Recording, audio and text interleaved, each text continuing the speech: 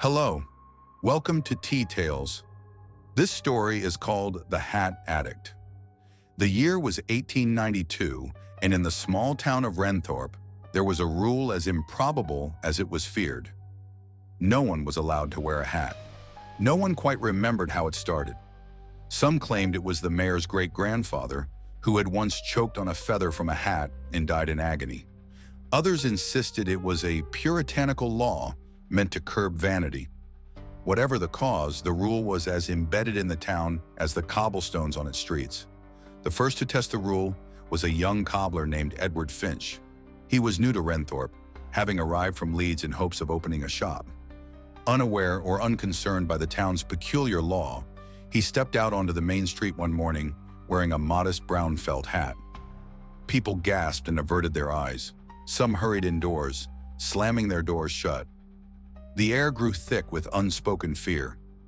Edward laughed at the superstition, tipping his hat playfully to an old woman who stared at him in horror. That evening, he never returned home. His body was found the next morning, propped up against the church doors. His hat still rested on his head, but his skull was missing, cleanly removed. The town constable declared it an unfortunate accident, but no one believed him. The message was clear. The rule was absolute. After Edward's demise, the killings became methodical, precise. Those who defied the ban always met the same fate: a dark alley, a shadow with an unseen weapon, and silence. People whispered about the Hat Addict, an unknown enforcer who prowled the foggy streets, ensuring the rule was obeyed. No one knew who it was, but when someone dared to wear a hat, they soon vanished without a trace. The elders muttered about the body found in the river, his hat nailed to his skull, or the man discovered in the church with his hat shoved down so deep onto his head that his face was unrecognizable. Tourists were often the ones who suffered. They didn't know. They didn't listen. One spring morning in 1897, a group of travelers from London arrived in Renthorpe. Distinguished men in top hats, ladies adorned with feathers and veils. The townsfolk cast wary glances, lowering their heads and hurrying past. "You may want to remove your hats," an old woman warned with a trembling voice. One of the men laughed. "What nonsense! I'll take my hat off when I see fit." The next morning, their bodies were found, artfully arranged in the town square, as if someone had composed a macabre painting. Their hats remained on their heads, but their skulls were missing, removed with chilling precision. Years passed, and no one wore hats in Renthorpe. No one questioned, no one wondered why anymore. The town lived in subdued peace, like a body that had learned to function without an organ. Parents warned their children in hushed voices.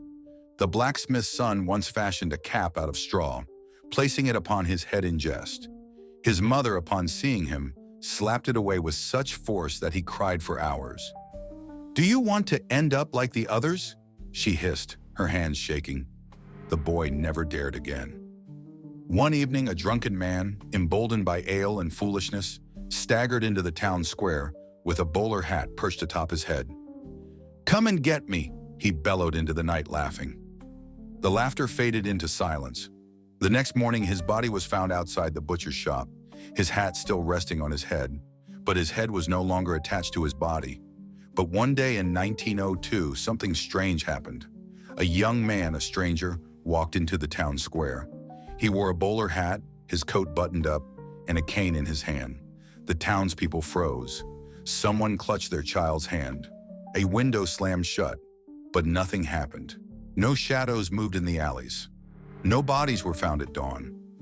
The man walked through the streets as if unaware of the significance of his act. People began to whisper. The Hat Addict was gone. At the town's inn, an old man, the oldest in Renthorpe, chuckled to himself. "He died, that bastard," he muttered, shaking his head, "killed by his own obsession." And just as it had begun, it ended. People cautiously started wearing hats again, at first tentatively, as if expecting a blade in the back, but then with confidence. An era was over, a reign of terror now a mere tale.